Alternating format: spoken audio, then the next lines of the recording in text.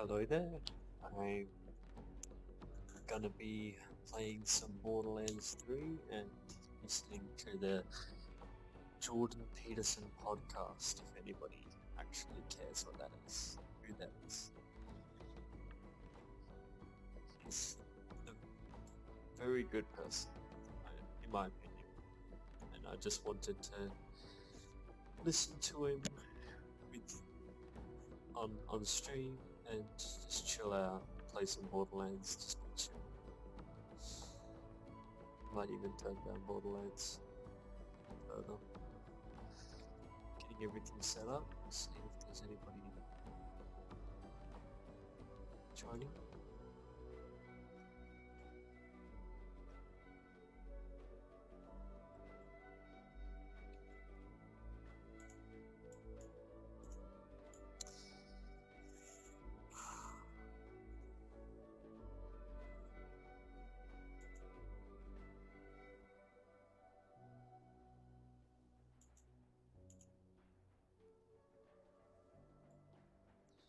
Hello there, people watching.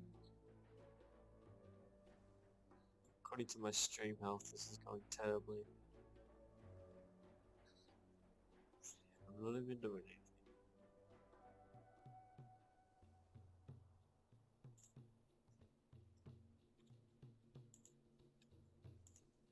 Anyway, let's get into this. Let's see how crappy this goes.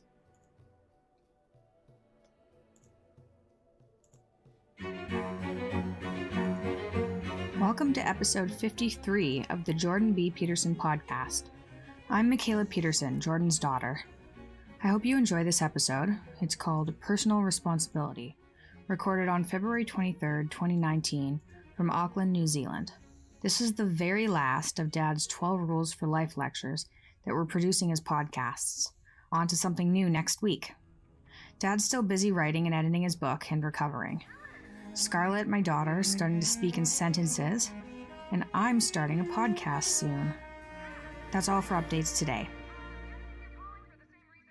Let me tell you about Basis from the company Elysium.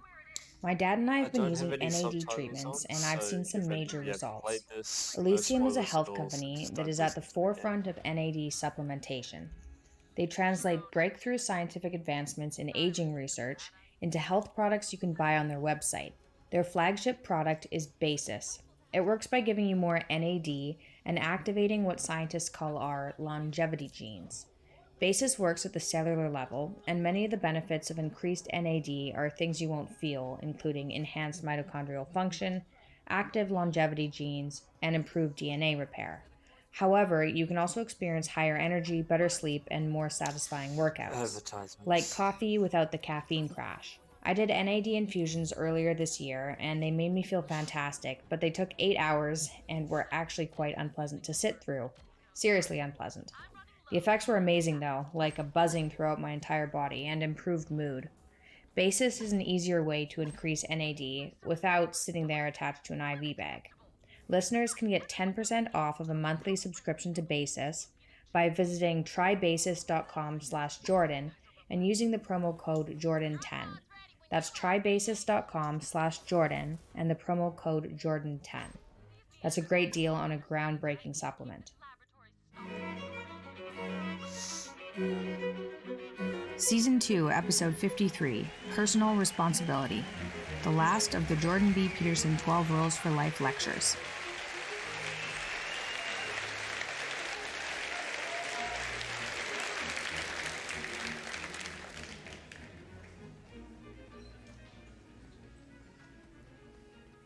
Thank you very much. So,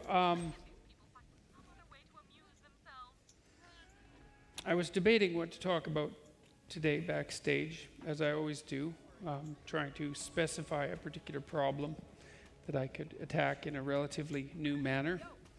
And I thought I'd concentrate on 3 rules tonight. Weave them into a story because they're related. All the rules in the book are related because Otherwise, it doesn't really make much of a book. So, I picked the 12 rules that did make it into the final draft on the basis of their integration, their potential integration into a coherent narrative. And but it also gives me a chance to play with different combinations of the rules to highlight different elements of what is crucial, what's important. And I've been kind of avoiding this one. I did some lectures on Rule 2, is the one I'm avoiding. I did some lectures on it early in the tour, but it's quite a difficult chapter because it goes from what's quite mundane in some sense to what's as deep can be, or at least as deep as I can go. And it's hard to bridge that gap, and it's easy to make a mistake, but I'm going to try that. I'm going to try it anyways and see if I can manage to bridge that gap. So, Rule 2 is treat yourself like you're someone responsible for helping. And Rule 3 is the social analog of that, I would say, in some sense, and also a logical conclusion of it, which is to make friends with people who want the best for you. And then Rule 4 is a set of instructions, in some sense, about how you might go about Rule 2, which would be taking care of yourself, as if you were someone you were responsible for helping. Rule 4 is compare yourself to who you were yesterday and not to who someone else is today. And it's a reminder to a certain kind of humility and realism, and also a a maxim that allows you to maintain a necessary ideal, because ideals are necessary for reasons that we'll discover, or that we'll discuss, but they also can make you envious and jealous, especially angry, especially if you haven't accomplished your ideal, and then if you also see, at least in principle, at least from your perspective, that other people have. And so it's often difficult to have an ideal, even if you need one, without becoming bitter as a consequence. And it's not helpful to be bitter. It just makes everything that's already not good worse. And unless that's what you want, it's not a very practical or useful solution, not a well-advised solution. So, with regards to Rule 2, there's a social psychology literature, which I don't trust, by the way, which indicates that people tend to have a pretty high opinion of themselves, at least if you ask them certain kinds of questions. If you ask people whether they're better drivers than average, they tell you yes, with a fair bit of regularity, for example. And they're likely to exaggerate their abilities in other directions. Gives you the impression of a kind of global narcissism. It's a complicated problem, because extroverted people, for example, tend to be more optimistic about the future than non-extroverted people. And it's not obvious exactly how it is when you're prognosticating about your future, whether it can be determined whether or not you're accurate, although it does seem somewhat unlikely that, statistically speaking, 70% of the people in a given room can be better drivers than average. So something's fishy there, but I think a lot of it is actually the experimental methodology, and that might be wrong, but I'm not so sure it is.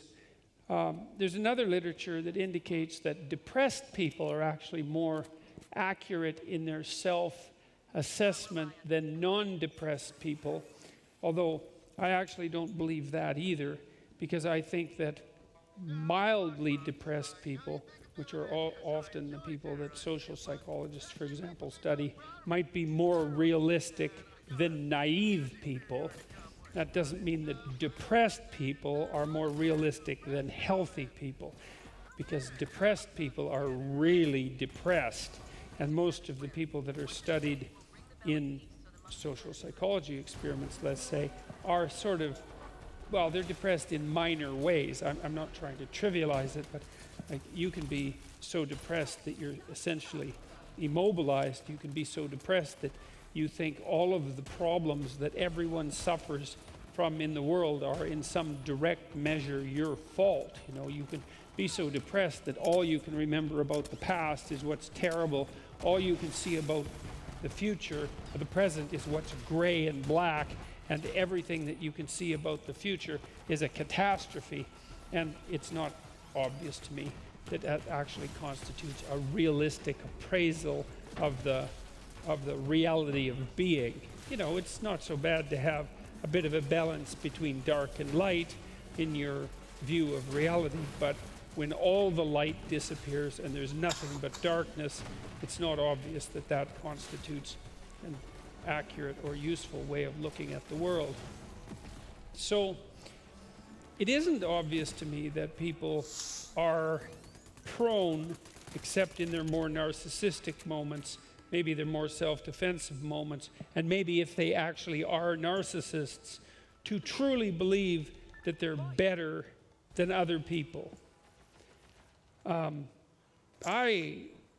My experience has been that in many cases, especially if you start to have relatively deep conversations with people, the truth is actually the opposite, that people are harder on themselves than they are on other people.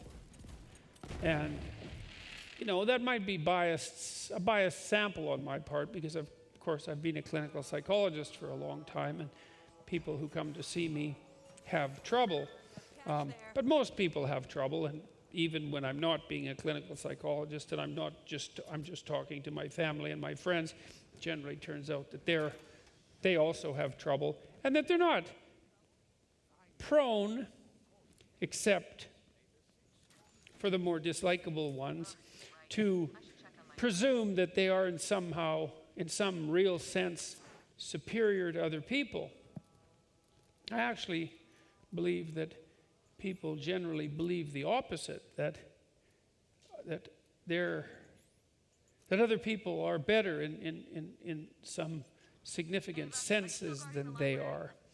And the reason I believe that is because, a reason I think people believe that is because, well, when you know someone else, first you generally tend to know a fair bit of positive things about them, because that's mostly what they show you. They show you neutral and positive things. This is actually one of the reasons why it's not really very good for your mental health to spend a lot of time on Facebook, apart from the fact that perhaps there are other things that you could be doing that would be more worthwhile.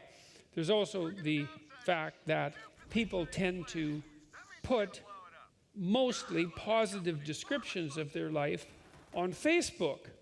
And it's not that that's such a bad thing, because it isn't necessarily like you would want to read an unending, what would you call it, description of misery and wretchedness on Facebook. And so I don't think it's mere narcissism that propels people to do that. You know, they're inclined, let's say, to share happier moments and maybe to take delight in them, and to want other people to take delight in them, and also to want to remember them, and maybe to duplicate them, because that's one of the advantages to remembering them.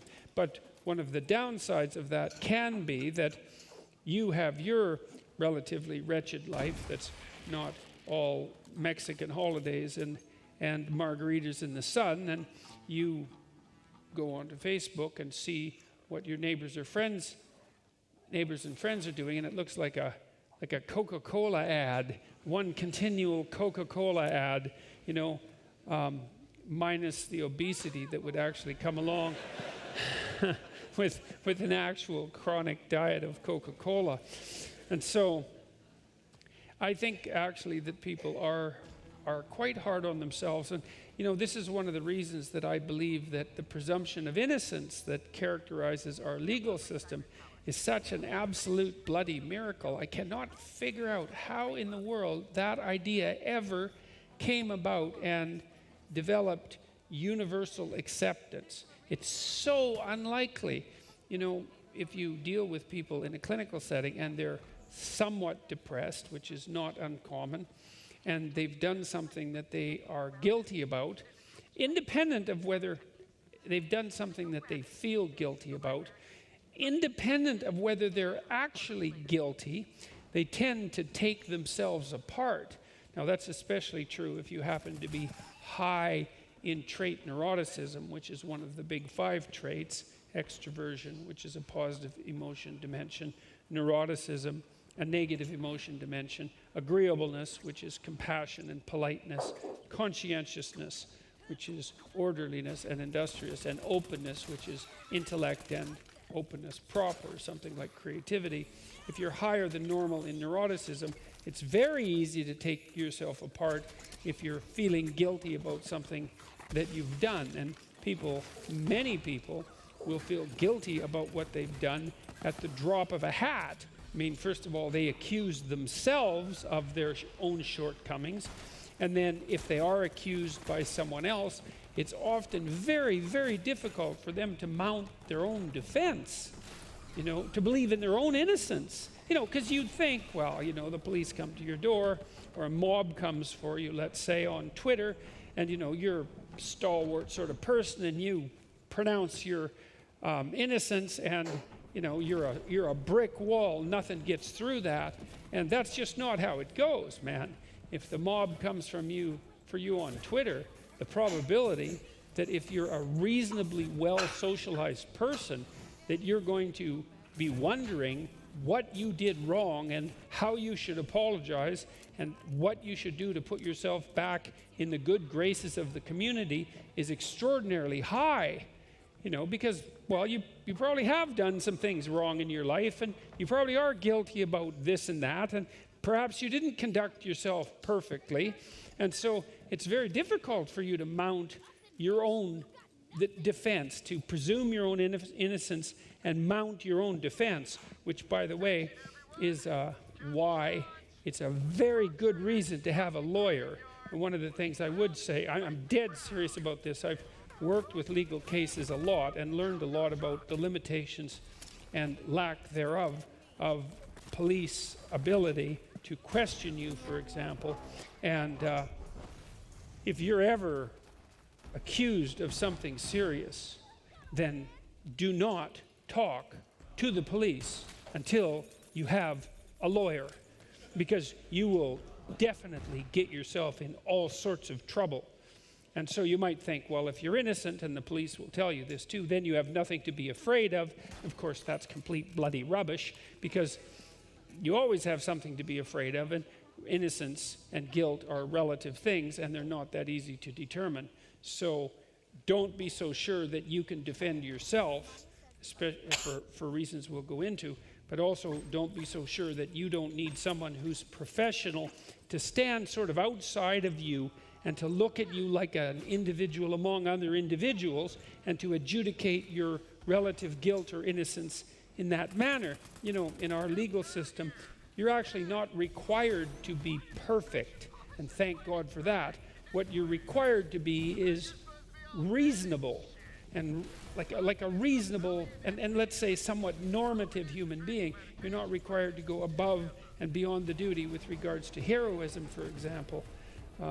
I was involved in a court case. It was quite a terrible case where a woman was up on trial for murder, and she happened to be in the wrong place at the wrong time, shall we say. She was in a motorhome in a junkyard waiting for her boyfriend, and she happened to walk out of the motorhome just as a gang was killing an enemy, I guess, an enemy gang member with rocks. Very, very brutal. And they stripped her naked and told her that they would rape her and that they would kill her child. She had one child, unless she participated in the murder. And so she ended up dropping a rock on the unfortunate gentleman's head, although by all appearances he was well on the way to being dead at that point. And at that point in Canada, the law was there was no excuse for participating in homicide, regardless of the, what would you call, ameliorating preconditions. But they did decrease her culpability substantially because they believed there was genuine reason for her to believe that her life was threatened and that she was going to be subjected to sexual assault, and that her child, I don't think they did threaten her child, but they did certainly threaten her child with no longer having a mother. So, in any case, we can get involved in very terrible things, and it's very difficult for us to defend ourselves. You need a lawyer to do that, and so that's a good piece of practical advice, and I would strongly recommend that you follow it if you ever happen to find yourself in trouble. It's also the case if you find yourself in trouble at work or on social media. You know, it's hard to sit and remind yourself that you deserve the benefit of the doubt and then to try to make a coherent case for that. One of the things I often did for my clients who were in trouble at work for one reason or another, often because, well, for a variety of reasons, sometimes because they hadn't done everything they should have at work, you know, and so they carried some burden of responsibility for that, but sometimes because there were people who were genuinely malevolently predisposed towards them, bullying them in terrible ways, and they just weren't good at mounting their own defense, which was also one of the things, by the way, that made them prone to being bullied. And so we would work for hours on at least hypothetically outlining a story that involved the possibility that the person who was being accused, so that would be my client, was actually innocent of the charges. You know, and that's something that's useful to do for yourself if you ever run into trouble. You don't have to believe that you're innocent to begin with, but you could make the strongest case possible that you are, right? Because everyone's entitled to a strong defense, and then just see how that flies, you know, see if it's coherent.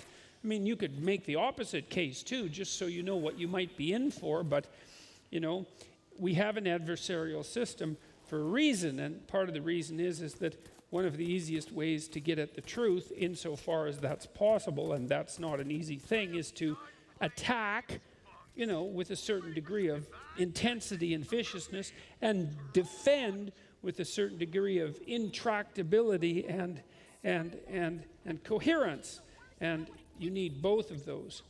And so, and another thing I might mention is that if you ever do happen to unfortunately find yourself in the middle of a mob situation, let's say on social media, that one of the things that you consider deeply is not apologizing unless you are certain that you've done something wrong. And even then, you should wait a number of weeks until the noise and pressure on you, which you will definitely feel and deeply, until that dies down. Because there is always the possibility that, you know, you've just been selected for relatively random reasons, and that if you can just withstand the pressure, that the mob will run off and torture someone else. Not that it's good that they're torturing someone else, but at least it's good that they're going to anyways. At least it's good that it's not you. The other problem with apologizing is that there isn't just one mob, let's say, on Twitter. There's a whole plethora of different mobs, and if you're mobbed by one mob and then you apologize, all that happens is that that's instantly replaced by another mob that mobs you because you apologized. And the fact that it's a different mob is completely irrelevant to you, because, like, if you have one set of neighbors show up to your door with pitchforks and flames, and they go away and another set comes up, 100 with pitchforks and flames, you don't really care that it happens to be two different sets of 100 people. What you really care about is the pitchforks and the flames. And so that's a useful thing to know. about Twitter. Hold your damn ground and don't apologize too soon, because there's always the possibility that you are correct and you deserve a solid defense. Now, the question is, at least in part, why people aren't very good at mounting a solid defense for themselves, or indeed at sticking up for themselves in general, and which is also why, again, I think that the presumption of innocence built into our legal system is such a damn miracle. Because, look, even from a personal perspective, if you're accused by a lot of people, it's very difficult to assume yourself that you're innocent. So if you're social, because you tend to be prone to the opinions of other people with regards to your social propriety, and that's actually what makes you not a psychopath. And so the fact that you're susceptible to social pressure indicating your guilt is actually a testament to your sociability as a human being, even though it can go wrong.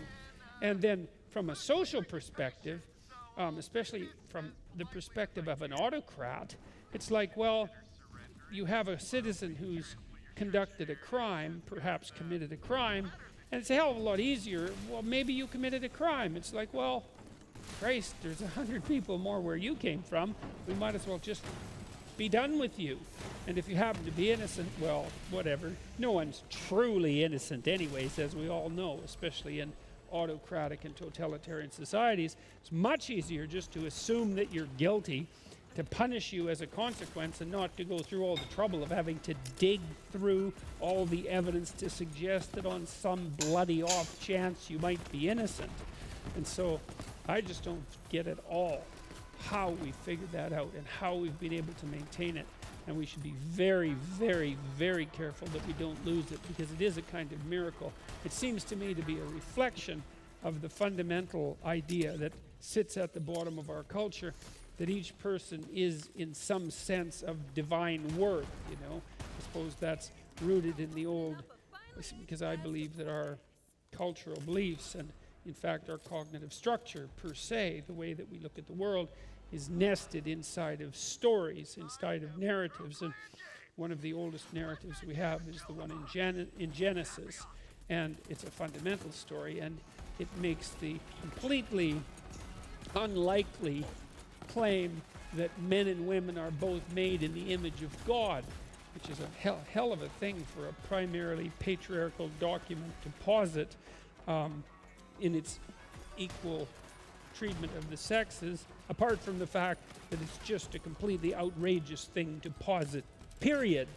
But, you know, there's something unbelievably powerful about it, because what it does is make the suggestion that there's an element that characterizes human individuality, human being, human consciousness, I would say in particular, that has transcendent value, that's above, it has a value even above the value you place on yourself, and certainly above the value that the state is likely to place on you, and that as a consequence, you yourself, and the state are under a moral obligation to treat yourself as if you're something of transcendent value, and that's value above all other value, let's say, not in a selfish way, and not in a self-serving manner. It has nothing to do with that. It's more like an observation of a certain kind of worth. I would say it's the observation of the kind of worth that's made our entire culture decide, for reasons that are also equally mysterious, that despite all of our flaws, we have the responsibility to vote, because we have the ability to keep an eye on the pathology of our culture and to speak the words of truth and to pay attention properly, so that if we if we do that properly, then we can keep our society functioning in a proper manner. You know, we believe, we act out deeply in our culture the notion that each of us, regardless of our peculiarities and our undeniable ignorance and bias and malevolence for that matter, still have that ability to see clearly enough so that genuine sovereignty and authority resides in each of us, regardless even of our socioeconomic status or our position in life, any of that. And that seems to me to be associated with that idea of something of transcendent value that characterizes every single human being. And I would also say that we treat each other that way, even if we don't believe those words, because we're atheistic or for whatever other reason, we're cynical. We certainly treat each other as if that's the case in a variety of ways. Number one, upbraiding ourselves continually with guilt and shame if we don't act up to the potential that we know we have and make use of what's in front of us in the best possible way. And also by annoying those around us, our family and friends, by not treating them as if they are autonomous moral agents who are capable of important choices between good and evil, and also able to make a genuine difference in their own personal lives and in the lives of others. When you're dealing with your own children, you're always upset if you believe that they have failed to undertake what you know that they're capable of doing. And it's an ache in the soul when you see someone that you love fail to manifest what you know they could manifest. And even worse, if they turn to the left, let's say, not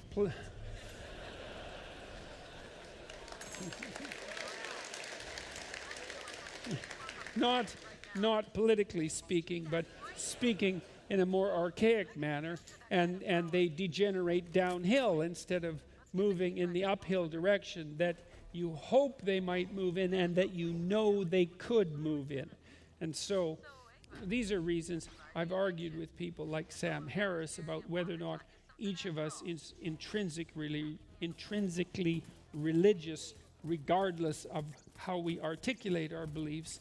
And I would say the fact that we act out these principles and that we believe them, at least insofar as we act them out, and also insofar as they actually work to keep our relationships with ourselves and with our family members and with society highly functional, indicates that there's something to them that's true, at least in the manner of exceptional utility, which is a kind of truth.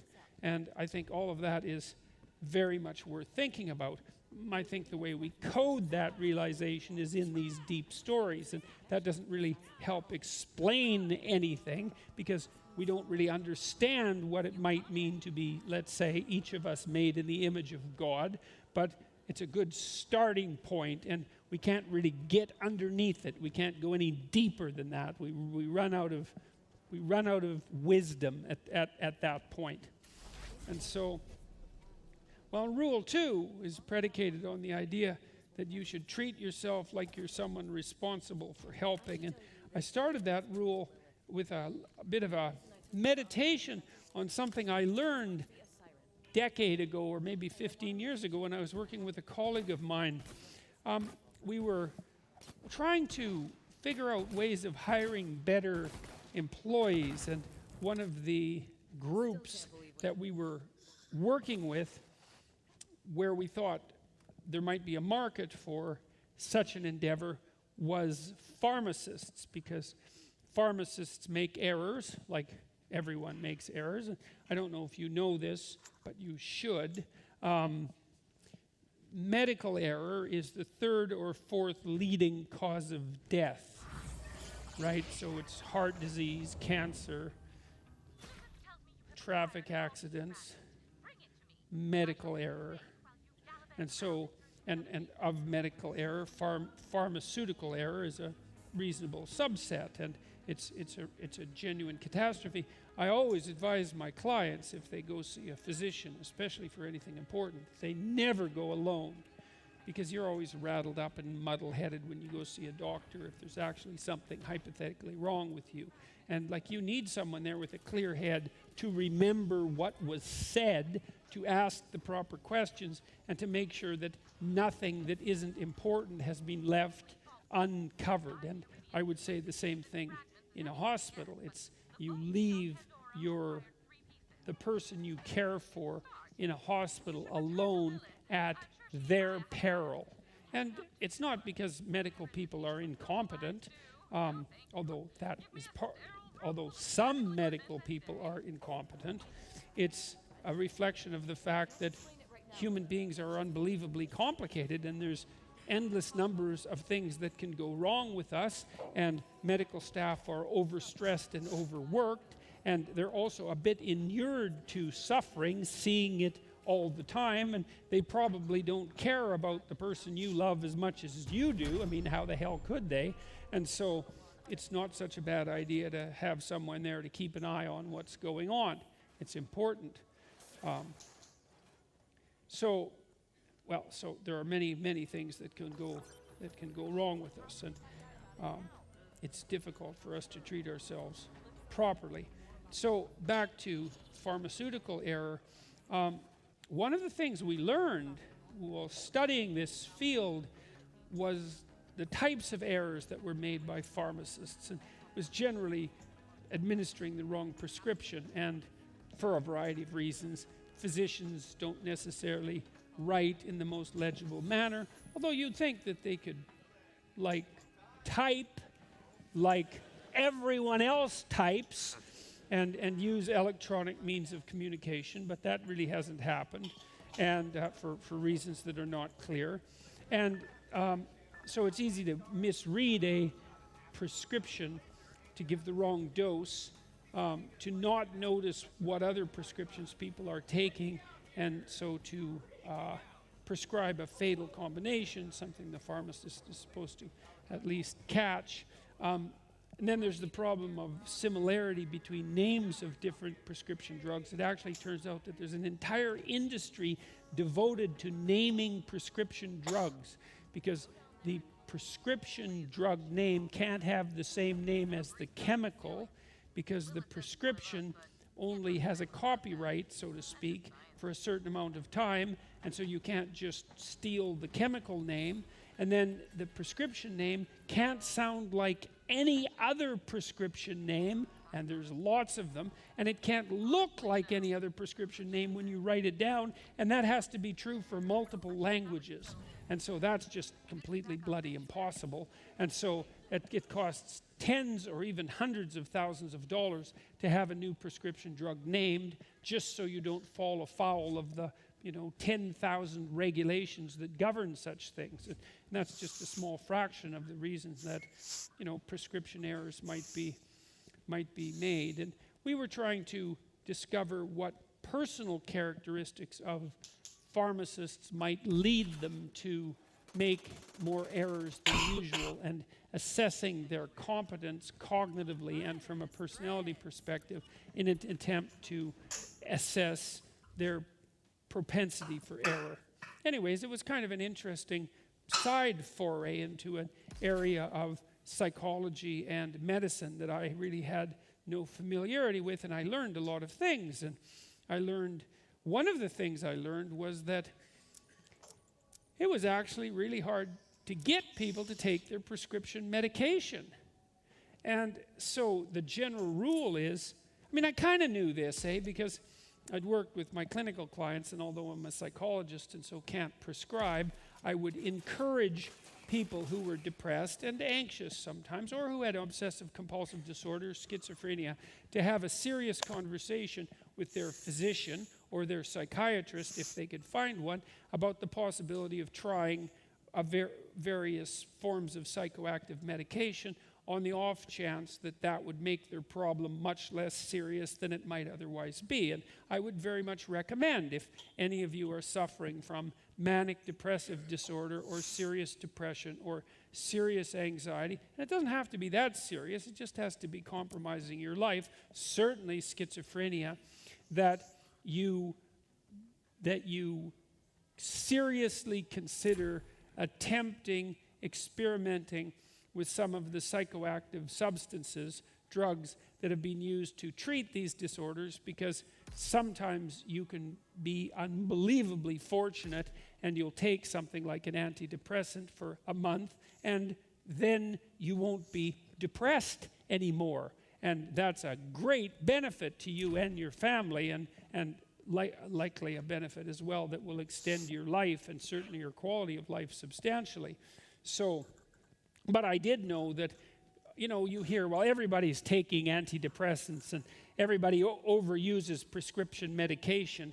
And it's as if you have this idea that there are people lined up at the physician's office begging on their knees to be given antidepressants or anti-anxiety agents. And that's just, I don't know if I've ever had a single person ever come to me and ask me immediately if I would write a letter to a physician suggesting that a trial of an antidepressant would be a good idea. Most of the time people fight that idea just bloody tooth and nail, because who wants to think that they're no longer in control of their mood, right? Something so integral to their own personality. It's humiliating to have to admit to yourself that you've lost control, let's say, or had control wrested away from you for something that's so integral to your own sense of being. And so people are often extraordinarily resistant to the idea of trying an antidepressant, even for a short period of time. And then even when they do try it and it works, they're unbelievably likely to stop trying it in 2 months when they start feeling better. And I understand that. They think, well, now I'm feeling better, maybe I don't need this drug. And this happens with schizophrenic people all the time. They stop taking their medication. And usually that's a really, really, really bad idea. Not always, because nothing is always a bad idea. Well, there are probably some things that are, but that's not one of them, and it's still not, and no one wants to be dependent on the damn drug, and so people experiment, and often to their detriment. But anyways, people, are loath to take prescription medication, and it's quite a struggle to get them to do it properly. You have to explain to them what the drug does. You have to explain its side effects, because drugs don't just have one effect, they have multitude of effects. And we just call the effects we don't like side effects, and we call the effects we like the effect the drug is supposed to have, but they're all effects. And if you take an antidepressant, for example, it might really make you tired for 5 days, and that's often enough to have people just stop taking it completely. But it actually turns out that there's a positive relationship between initial side effects like fatigue and the long-term positive benefits of an antidepressant, because if you happen to be susceptible to that side effect, it actually shows that you're susceptible to the drug. And generally the fatigue recedes after 5 days to a week. It's actually more like deep relaxation, which, if you were depressed, you probably hadn't experienced for 10 years and now have confused with some form of pathology, because you can actually just lay there and relax for a while, and that means there's got to be something wrong with you. And so, but in any case, generally speaking, it's apart from the psychiatric situation, the psychological situation, the situation with prescription drugs is even more interesting, because if you go to a physician and he or she prescribes to you a medication, there's a 1/3 chance that you won't even fill the prescription. And then if you do fill the prescription, there's a 50% chance that you won't take the drug. Or if you do, you'll take it improperly. You won't take it at the right time, or you won't take it at the right dose, or you'll just take it a little bit and then stop. Anyways, in any case, you'll do it wrong. And this is true even for serious disorders. And for example, there's evidence that, let's say you need a kidney transplant, and Jesus, I wouldn't recommend that, because if you need a kidney transplant, it means you don't have any kidneys, right? Because if you have one, you can still function. And if you have none, then you have to be hooked to a dialysis machine for 8 hours a day. And that's, that interferes with your life. And it's complicated and intrusive and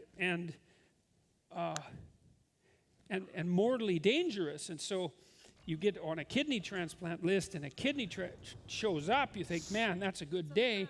You go have your kidney, and then a substantial number of people reject their kidney after a year. And the reason is they don't take their anti-rejection medication.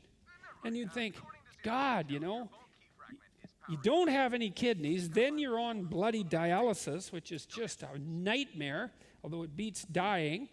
And then you have a kidney transplant, which is highly improbable after being on a waiting list for a very long period of time.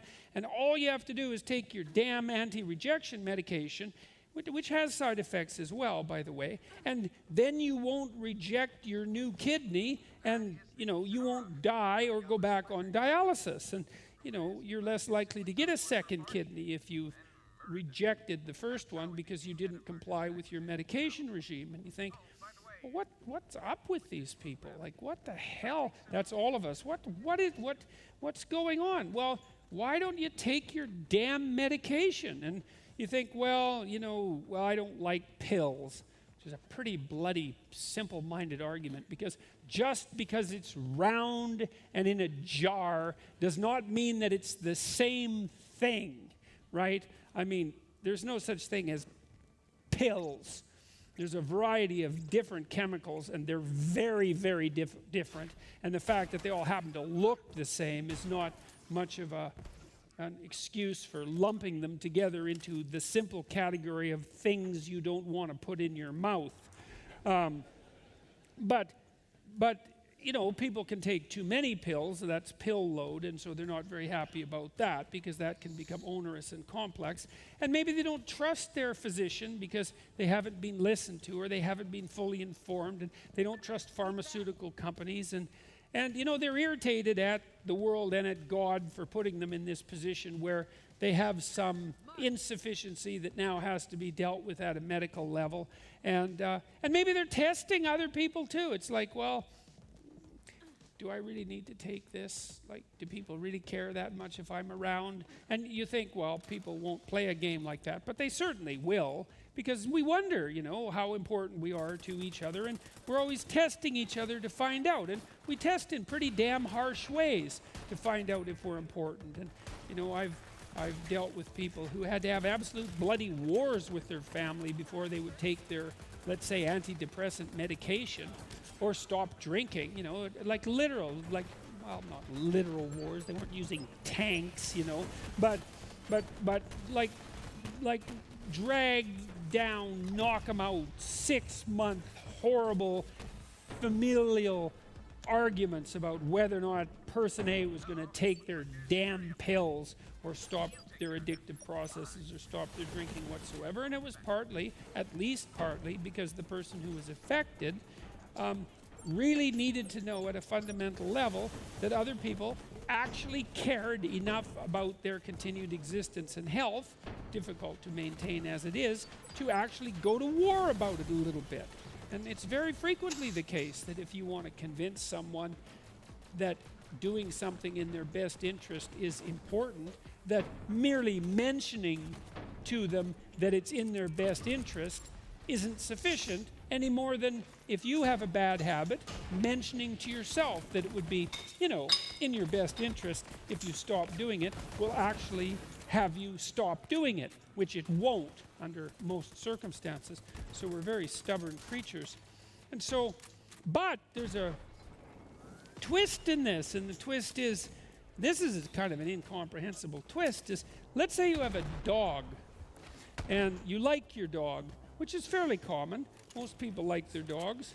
And it's not that surprising because, you know, when you come home, your dog is almost always happy to see you, unlike your wife and your children, perhaps. And then perhaps not, but it's certainly your dog that comes bounding to the door, like kind of insanely and pathetically happy in that way that only dogs can manage, and a slightly contemptible manner, because part of you thinks, you know, really, you're that happy to see me. It's like, I don't know what it is about your taste, but anyhow, you know, you're willing to forgive the dog for that, and you pet him and you have a little wrestle, and, you know, you're happy to have him home. And so you like your dog, and your dog likes you, and that's a good deal. And then your dog gets sick, and you take your dog to the vet, which you do, generally speaking, and the vet gives you a prescription for your dog, and you go to the vet pharmacist and you get the damn prescription almost 100% of the time, and then you give the prescription to the dog correctly, like 100% of the time.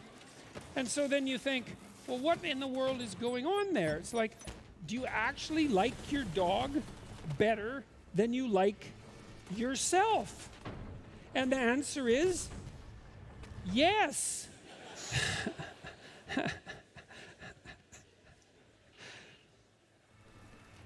And then you might ask, why? And why? Why would people like their dog, love their dog, let's say, more than they love themselves? Why would they treat their dog like someone they had responsibility for helping when they wouldn't offer themselves the same luxury? You know, and I'm not speaking necessarily about even liking yourself as a person. I'm just thinking that, well, there's a dog and it's a living thing, and there's you and you're a living thing, and there's something wrong with both of you, and maybe just as a vaguely moral agent, it would be incumbent on you to treat each of them with a certain degree of care, but you don't. You treat your dog preferentially. And so why is that? What is it that makes people prefer their dog to themselves? And so, well, I would say one of the things that makes you different in your response to yourself than other people and their response to you is that, like, you know some other people and you know some of their flaws, you know, and you're kind of happy about them some of the time because, well, you know, they have flaws and you do, and that makes life a little bit easier, and maybe it's easier to lord it over them to some degree and to feel superior, but whatever, you still like them despite their flaws, maybe sometimes even because of their flaws, and you know some of the things they've done that they shouldn't have done, which aren't so much flaws as like active, let's call them sins of commission.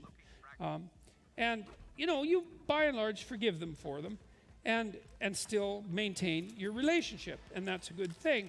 But you only kind of partially know those other people, you know. And so, and as I said, they tend to put on a fairly positive front. But then there's you with you, and that's a big problem because you actually know yourself.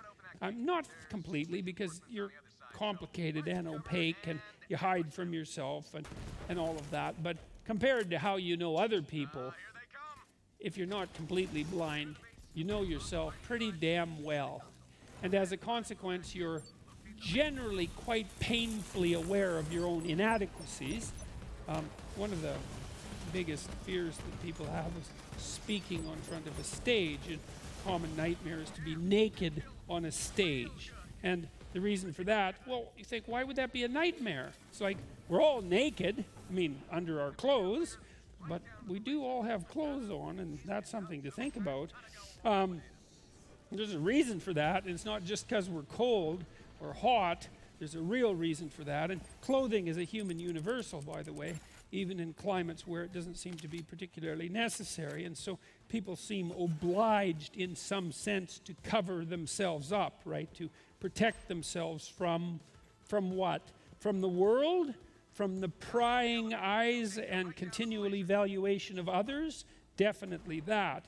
And so then to be naked on a stage is to have your full physiology and all of its inadequacies fully manifested for the delight of the group, let's say, and judgment, and people aren't very happy about that. And then, of course, to be on stage is also to have to reveal yourself in ways that aren't only physical, unless you were there just to do a nude dance, which is unlikely. You have to unfold yourself in an articulated manner, and that allows people to make a judgment about you in some profound way. And if it's a large crowd of people, then that's often quite terrifying, because really what it does is put you face to face with one of your fundamental fears. You know, people have like they have four fundamental fears. One is fear of their own inadequacy and malevolence. That's a big fear, man. That can really that can really do you in if you confront it accidentally and fully. Happens to soldiers sometimes in battle when they find themselves doing things they can't believe they do. And then we're afraid of society. That would be the oppressive patriarchy, because society judges us harshly and mercilessly in many ways, and we don't like to plummet in the, what would you call it? We don't like to see our reputation savaged in front of the groups that we identify with. It's extraordinarily hard on us emotionally for that to happen, which I wrote about, for example, in Rule 1, which is a chapter, at least in part, that details out the fact that the neurochemical systems that track your comparative status in competence hierarchies also regulate the balance between your positive and negative emotion, such that if you suffer a social defeat, your proclivity to experience negative emotion radically increases, and your proclivity to experience positive emotion radically decreases. And people seriously do not like that. And it's no wonder, because who wants to be completely overwhelmed with sadness and bitterness and anxiety and resentment and disappointment and frustration and grief, and then also devoid of happiness? You know, it's the very definition of hell. And if a status defeat will increase that probability, then we will fight very hard to maintain our status positions, which we certainly do. That's another fear. And then, of course, we have the fear of nature, and we should, because, of course, nature, despite being the environment and this thing that we should be striving to protect and maintain, is also trying with all of its might constantly to make us ill and old and kill us, and is generally very successful at all three. And so there's every reason to be afraid of nature. And, you know, one night alone in the bush will pretty much convince you of that. And then people are also afraid of the unknown. And so those are the big categories of terror that human beings face. And to be naked on stage is to face at least 2 or 3 of those simultaneously. The nakedness element is a particularly interesting one, and that made me think about exactly what that means. And the most famous story about nakedness, I suppose, is the story of Adam and Eve in the Garden of Eden. And so I'm going to tell that story. And this is the hard part of the lecture, I suppose. I'm trying to explain why people don't take care of themselves very well. Pretty practical question in some sense, and a very personal one. To make the leap, I want to make the leap to this ancient story, which I think does everything it possibly can in a metaphorical sense to account for what it is that makes it so difficult for us to care for ourselves properly. And it's a very sophisticated and complicated story, and many thousands of years old. We don't know how it originated. We actually have no idea how old it is. We don't know why we remembered it. We don't know how it got aggregated with other stories of its type, and we have a very difficult time with its symbolic structure. But nonetheless, we still have the story, interestingly enough. And the story goes essentially that after God created the world, he created a place for a man that he created, Adama, made out of earth. And there's kind of an old idea, it's not exactly canonically Christian, that the original Adam was half woman and half man, and that's why he could be separated into man and woman, and that the purpose of marriage is to reunite that original unity. It's kind of a lovely poetic idea, and there's something about it, I think, that's true, because of course as human beings, we are male and female, and it's that union of the two that really defines humanity. And so, and it is also reasonable to assume that in some sense when you decide to find a partner, that you're completing something that's only half without the partner, both physically and also psychologically. Because you can learn from your partner and from the long-term relationship that you have with them, so that you're reestablishing an initial unity. It's a very sophisticated stream of Judeo-Christian speculation along that line. But in any case, God makes Adam, and he puts him in a garden. And it's paradise.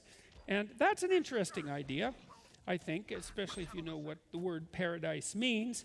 Paradise comes from the Persian word, paradisa, which means walled garden. And Eden is a synonym, let's say, for paradise, and it means well-watered place. And so there's this idea that the proper environment for a human being is a walled garden that's well-watered. And, you know, that's not bad, really, as a description of the ideal human environment. It's kind of what we dream of, you know. That's what a suburb is. It's a whole bunch of fenced-off gardens that are well-watered places, right? And the garden is nature, not nature in its wild and untamed form, you know. You don't want it full of I mean, in New Zealand it's not so bad, but it can be really bad in Australia. You don't want it full of poisonous snakes and spiders and cactuses, for Christ's sake. You want it, you know, to be sort of a friendly place where you can go sit down and throw something on the barbecue and, you know, and not die if you sit on the wrong bug. And so you want nature, but kind of under some preconditions, right? You want it tamed and brought under human regulation. And that's what constitutes a garden rather than a patch of wilderness. Not that there's anything wrong with wilderness, but like it should be out in the wilderness, not in your backyard. And so that's nature, and in its benevolent form. And then the wall, well, that's culture, you know. That's a man-made structure that delineates your territory from the territory of other people, but also walls in the small bit of nature that you manage to have under your control. And it's good to have some water so you don't dehydrate and die, and so that your plants live, and all of that. And so Eden, paradise, is a kind of a good description of the where people would live if they could choose to live somewhere. And that is where we choose to live, so that seems appropriate and quite a remarkable observation, all things considered. And now, in this garden, there are two trees, apparently. Tree of life, and if you eat of the tree of life, then you live forever. And the tree of the knowledge of good and evil, which is a very strange tree, although not much stranger than the tree of life, all things considered. And God tells Adam, you can eat the fruit of the trees, of all the trees in the garden, but stay away from the fruit of the tree of the knowledge of good and evil. And that's that. And so Adam is there in paradise with the animals and doing whatever it is that he's doing, hanging around with God, playing around with the animals, bored out of his skull, and he gets a little bitchy and says to God, look, you made all these other animals like a mate, and where's mine? And God says, yeah, well, you know, maybe that wouldn't be such a bad idea, since it seems to work for everyone else. And so he hypothetically takes Adam apart slightly and takes out a rib and makes Eve. And now there's Adam and Eve, and that seems to be better. And so they're cavorting around in the garden, happy as clams. And but there's a problem. In the garden, there's a snake, and the story says the snake was the most subtle, subtil, S-U-B-T-I-L, of all of the creatures that God had made. And it's a weird word, subtle. It sort of means fog-like and vague and camouflaged, all of which is true of snakes, by the way. And what would you say? Sophisticated in a somewhat malevolent manner, capable of causing trouble, not altogether a good beast. And you might ask yourself, and people have for a very long time, why in the world would God go to all the trouble of making a paradise, a whole world, a whole cosmos, a world, a paradise, putting men and women in it, and then tossing in a snake? And, you know, that's not an easy question to answer. by any stretch of the imagination. But I think it has something to do with this. I think that it's very difficult to take something as complex as reality, which is very, very complicated, and then to wall off a tiny piece of it, and then to keep everything outside that's troublesome actually outside. And if you're a parent and you have children, you might do what you can to protect them from the snakes in the outside world, but then if you overprotect them, you make them weak, and that's not very helpful. And besides that, what are you going to do? You'll not let them watch movies, you're not going to let them have friends, you're not going to let them use the internet. You're going to cut themselves off so completely from everything that's outside the walls that they have no idea what's out there in the broader world. It's like you're not. You're going to let some snakes in the garden because there's no keeping them out. And then maybe if you have any sense, you're going to teach your children to handle snakes so that they know what to do when they go out there in the broader world.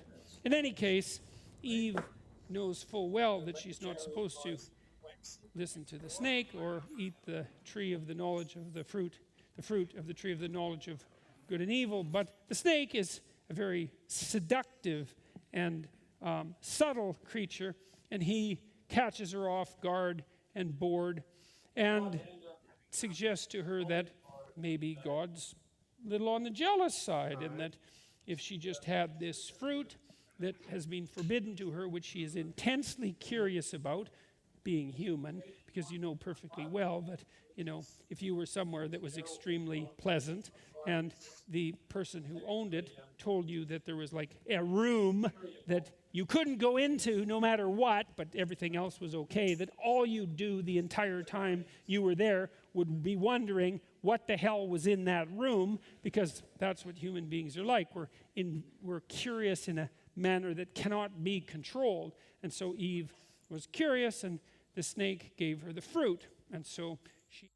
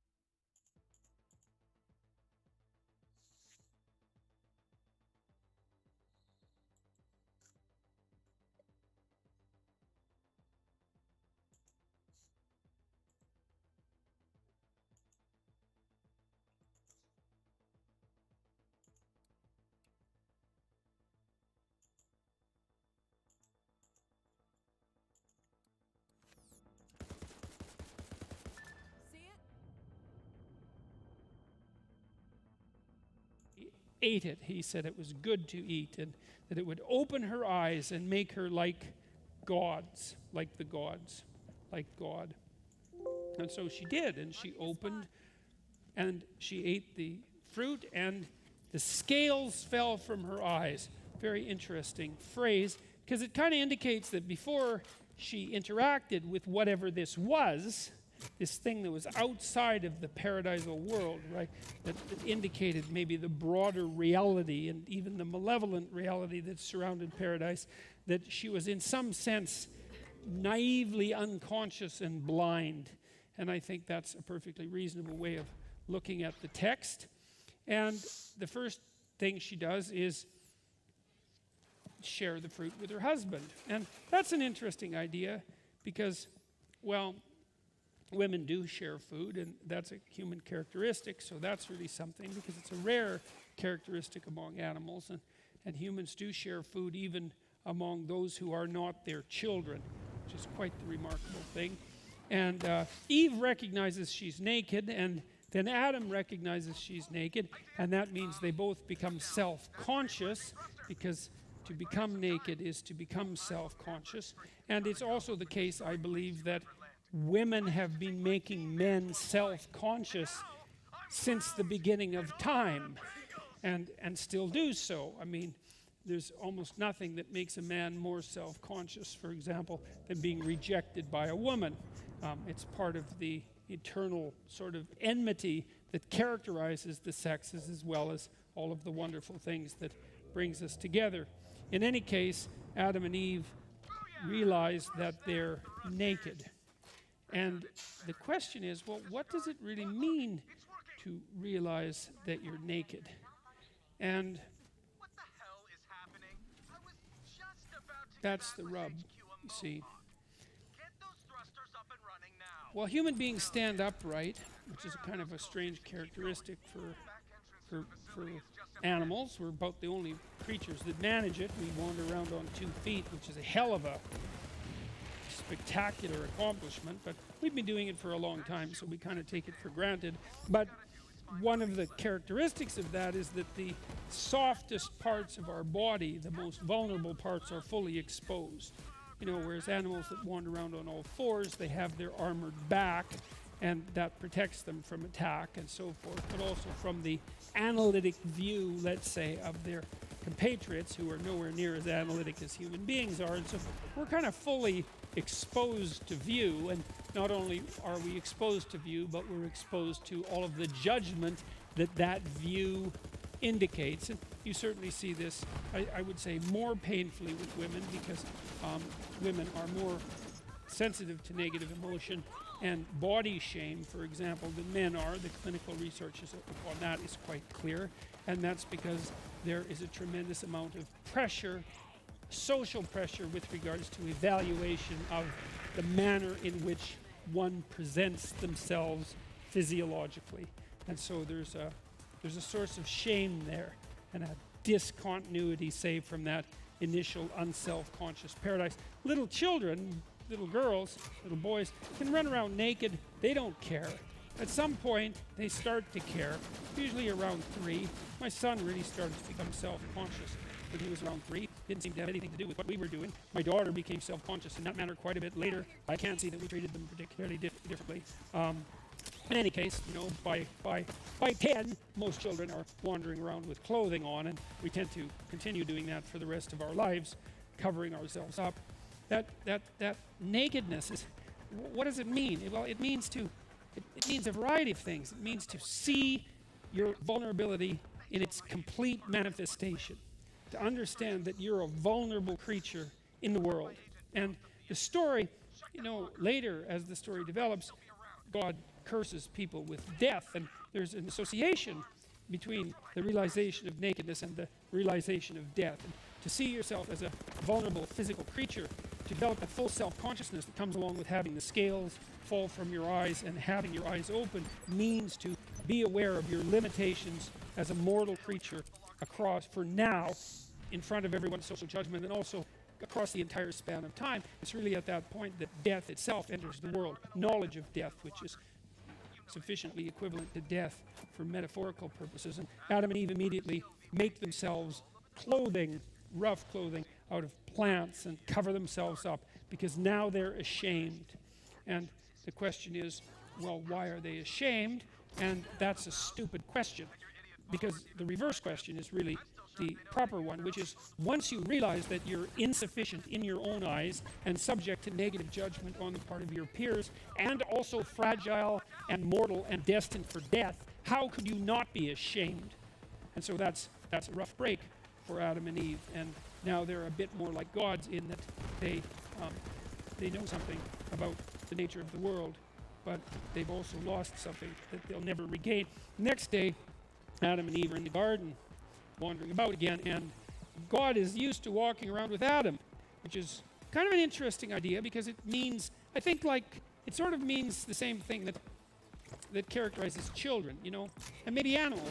Children are sort of beyond good and evil, and children and animals exist in the natural world in a manner where they're not distinct from it, like they're immersed in it. And I think that's what it means in some sense, to walk unconsciously with God, is to just act out your life. And you're not self-conscious, you're just doing the things that you do, and you're not too concerned about the present, and you're not too concerned about the future. You're just acting out your instinctual pathway. And that's perhaps a fine, although rather blind way of being. Anyways, God's walking around the garden, which apparently he does when it's cool in the evening, and he's looking for Adam. And Adam isn't nowhere to be found, which says very little for Adam's intelligence, as far as I'm concerned, since it's God that's looking for him, and Adam happens to be hiding behind a bush, which is not a very sophisticated tactic, given that it's likely that the almighty creator of the universe can see through bushes if he chooses to.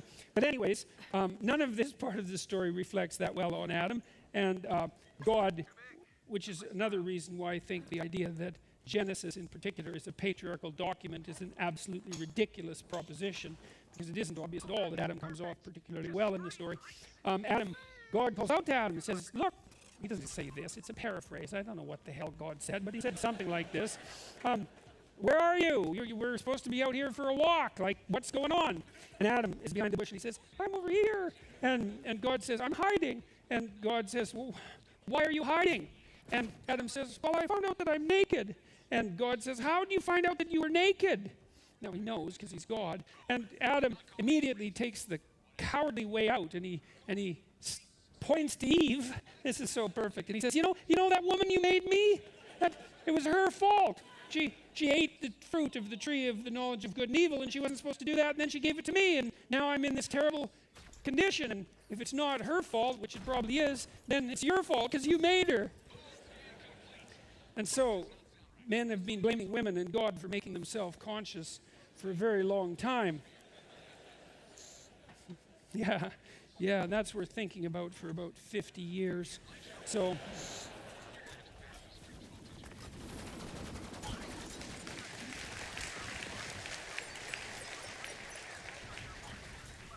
it's not all that happens, though, when they eat the fruit of the tree of the knowledge of good and evil, because it's not called the fruit of the tree of the knowledge of nakedness.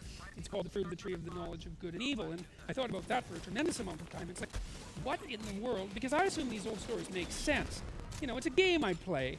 It's like they're old. They've been around a long time. I'm not sure why they're there. There they are.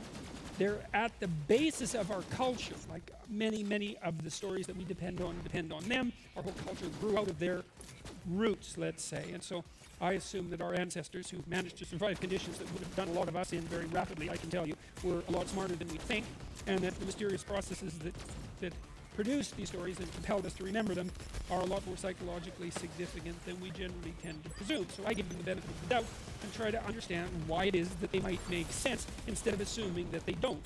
And that's not easy, and they're complicated stories. And so I thought about this nakedness, knowledge of good and evil idea for a very, very long time, like about 20 years, puzzling it out. So what the hell is the relationship between discovering that you're naked and discovering good and evil? And then one day, mostly because of studying totalitarianism and the atrocity, the proclivity for people to commit atrocity in the service of their group belief, or maybe just because that's what they were like, clued me in. And I thought, I see, this is one of the things that really makes people different than animals. It's like, it's one thing to realize that you're naked. To realize that you're naked means that you know that you're limited in time and space, that you're mortal, and that you're subject to degeneration and to social humiliation and to your own harsh judgment. All of that nakedness, to know that you're vulnerable against the world, and definitely a source of shame because of that. And a felt lack of self-sufficiency, and no wonder. It's understandable. But the other thing is that this is the rub. It's like if you're out in the veldt and you're not being very careful, and a hungry lion jumps on you and eats you, you don't really think of the lion as evil. I mean, you might right at that moment, but philosophically, it's not evil. It's just hungry. And as soon as it's not hungry, then it goes and has a sleep, and it's not up to some malevolent trick. It's done for the day. But human being, that's a whole different sort of creature. And because human being is capable of doing terrible things to someone else, and consciously so. You think, well, what's the connection between that and nakedness itself? And it seems to be this, is like, here's the thing, is that once I realize that I can be hurt, I have a self-conscious model of my own vulnerability, then I can generalize that to other people. I can think, oh, this is interesting. Here's how I can be hurt by myself. Here's how I can be hurt by society. Here's how I can be hurt by nature and by the unknown. And what that implies is that, well, you can be hurt with exactly the same mechanisms. And that immediately becomes part of my, what would you say, my repertoire of ability. And then all of a sudden the world is no longer a walled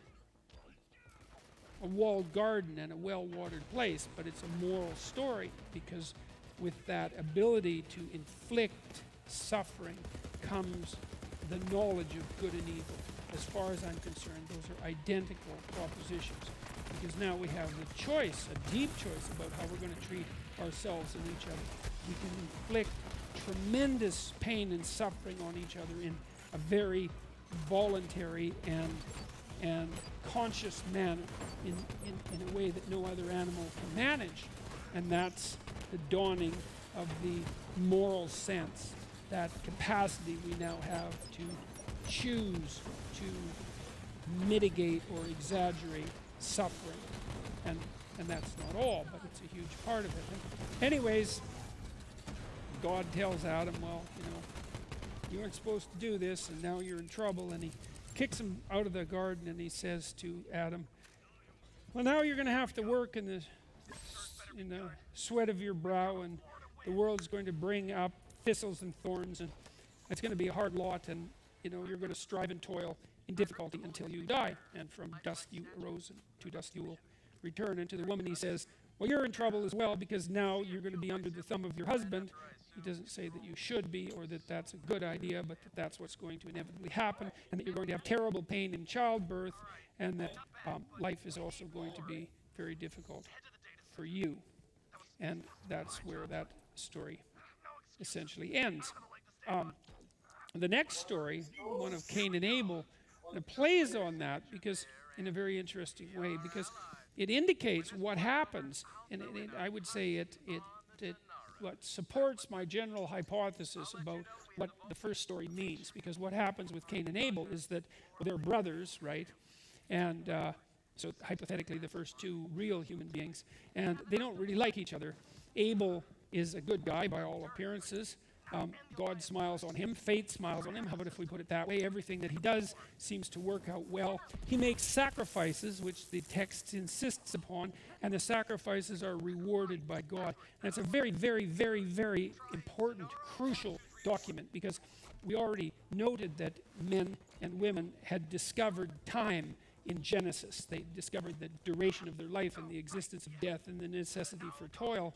And by the time we get to Cain and Abel, human beings have discovered in this dramatic manner that if they make sacrifices in the present, that hypothetically the future can be better. And that's like, I don't know if that's not the major discovery of mankind. It's certainly among the top one or two, because it's really something for a creature, for an animal like us, to notice that if we give up something that we want right now, we can sort of bargain with fate, as it were, to get something better in the future.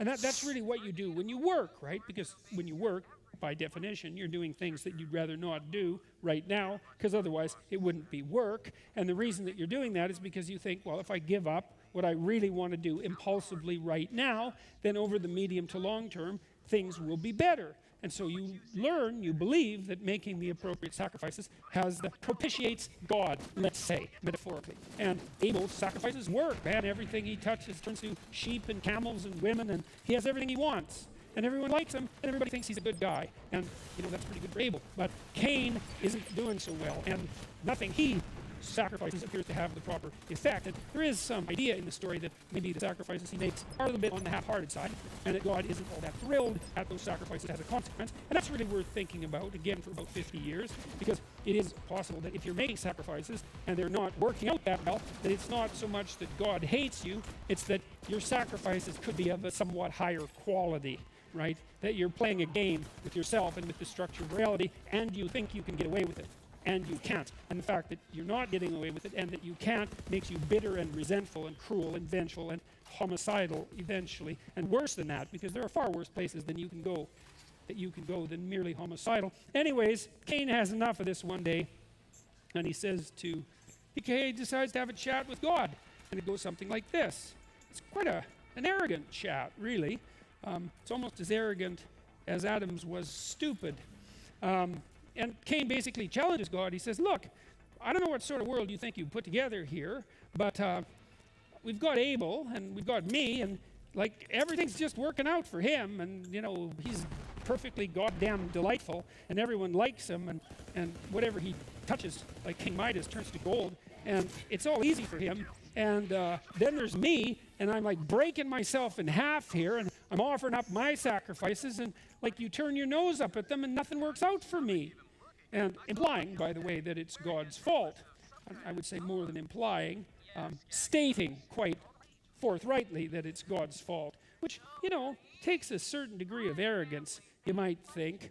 And that's also worth thinking about for a very long period of time, because it is possible that if things are going well for someone that you know and not going so well for you, that it is a consequence of the quality of your sacrifices. And I don't want to push that too far, because I know that people have bad luck, because we are fragile creatures intrinsically, and terrible things can happen to us on a somewhat random basis. But it's still very much worth considering. That's the rule in chapter 6.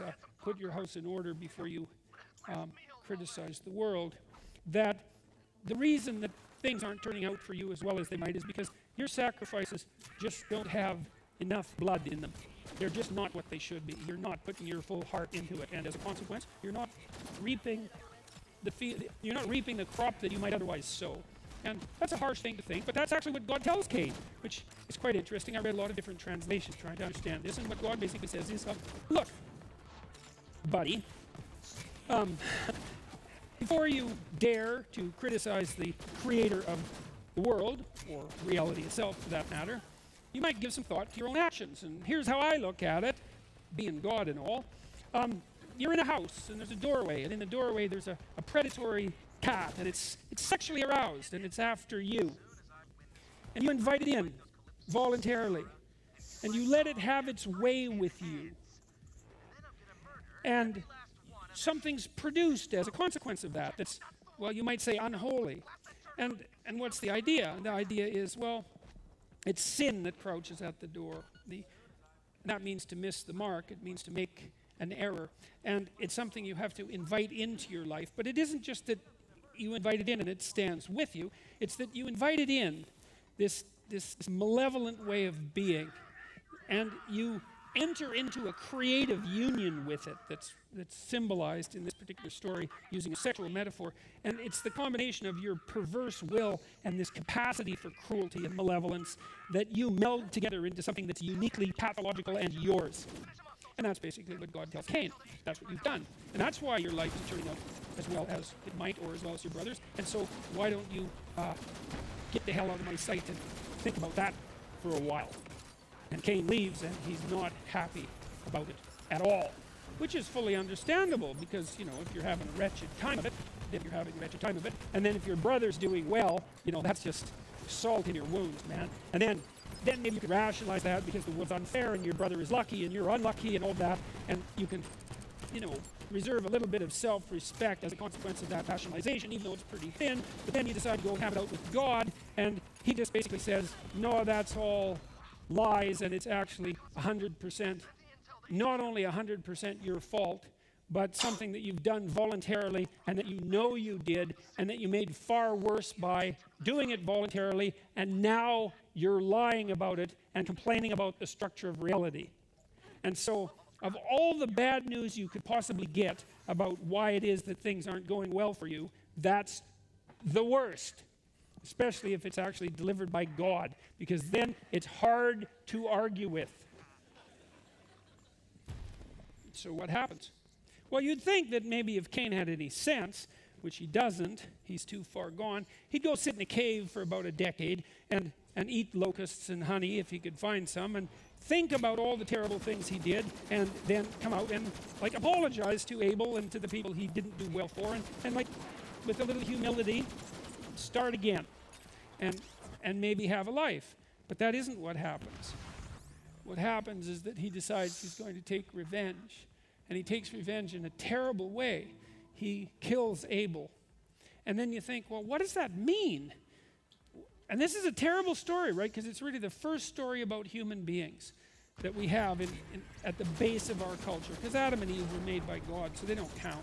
Cain and Abel, they were born. They count. And so the first story is this terrible murder of a brother, and a murder that was motivated by jealousy and spite for living positively in the world, right? It's about the worst story you can imagine.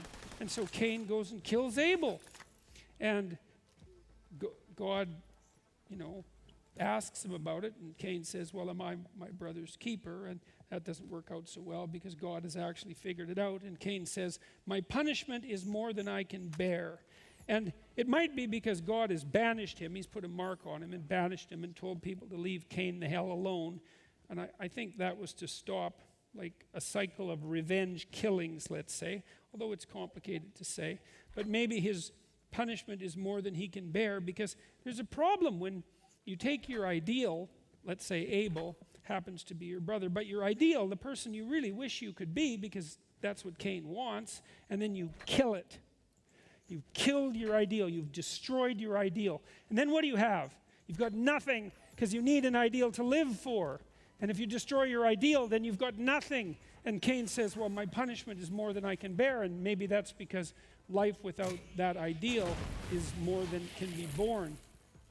And, well, it gets worse from there, really, because, it isn't only that Cain killed Abel to get rid of Abel. That's bad enough. It's plenty bad, even at the cost of his own soul in some sense, which was something Cain was apparently willing to sacrifice. But the real reason that he did it was to shake his fist in anger at the structure of reality itself, the unfairness of being. And then that's metaphorically represented as the proclivity to take revenge on God by destroying God's ideal. And so the story is even darker than mere murder, because it goes farther down than just homicide. And if you're wondering why it is that people do the terrible things they do that are truly terrible, the things that are almost incomprehensibly terrible, you have to go beyond mere motivation for homicide and even torture and homicide, and you have to look at the motivations that will turn human beings against being itself. And if you want to understand the sorts of people who shot up the Columbine High School, or who killed the elementary school kids on the East Coast of the United States, who participated in the terrible things that happened in Nazi Germany or in the Gulag archipelagos, individual acts of atrocity and brutality, then you have to go to levels of hell. Homicide, the level of hell that you occupy when you're contemplating homicide is a deep level, but there are many levels that are far below that. And to understand atrocity in its full depths is to take a journey into levels of hell that far exceed mere homicide in depth. And so, to conclude, well, what is it about human beings that make us unwilling to take care of ourselves? And I would say, well, it's those two things that are laid out so clearly in those stories. And one is, well, we know that we're naked. We know we're vulnerable in the world, and that we're prone to physical illness, and we're prone to mental illness, and we're prone to self-betrayal, the betrayal of others, and we're prone to aging, and we're destined for death. And it's kind of difficult to consider ourselves truly worth care under those circumstances, because it's hard for us to maintain intrinsic respect for ourselves of a loving kind, let's say, when we know that all of those inadequacies fundamentally characterize us. And that's bad enough, Why should someone as worthless as me be worth care? It's a fine question. But it's only half the question, because the next question is, what about the malevolence? It's not only that we're fragile in the way that we are, and that makes us doubt our own value intensely, but that we're also capable of doing terrible things and do them and know it. And each of us know that more about ourselves than we know about anyone else. And I've met lots of people who were suicidal because of that, but also unwilling to take care of themselves, because they were so guilty about who they were and their mode of being in the world that they just felt that they weren't worth the damn trouble, and they all had their own particular reasons for believing that, their own failures, their own improper sacrifices, let's say, their own acts of individual malevolence, but they're summed up in a lovely metaphorical manner, a horrifying metaphorical manner, in those ancient stories. And those stories explain to us, too, why as well that our consciences don't sit well with us, and why we always feel that there's something undone that we should be doing in the world, which is a much better pathway to take, by the way, than to degenerate into nihilism and catastrophe. And that's really rule 2. It's like, Well, you should treat yourself like you're someone responsible for helping. And the first question is, well, why don't you? And the answer is, well, there's a lot wrong with you, and it's hard to exercise enough love and care in a deep and non-naive way to care properly for something like that. But you do it for people that you love despite their inadequacies, and there is this idea that there is a spark of divinity within us, and it is possible that the fact that you have that spark of divinity within you also means that you have the capability to withstand that terrible vulnerability. That's what I was trying to get at in chapter 1, which was to stand up straight with your shoulders back, that you could actually voluntarily accept the onslaught of the tragedy of being, and that you can constrain the proclivity for malevolence that's part of you and that's part of the world. And in that you can discover your own value, your own intrinsic value, and your own nobility. And all of that might be more powerful than the forces of vulnerability and malevolence themselves, which I also happen to believe. And I think that that is in some sense the fundamental hallmark of faith. And so chapter 2, and to some degree chapter 3, which is to surround yourself with people who want the best for you, it's an encouragement to assume, to act out the proposition that even if life is as difficult as it seems to be, and if you're as vulnerable and weak in a fundamental sense as you definitely are, and characterized by this terrible propensity for the infliction of voluntary suffering on yourself and others, and that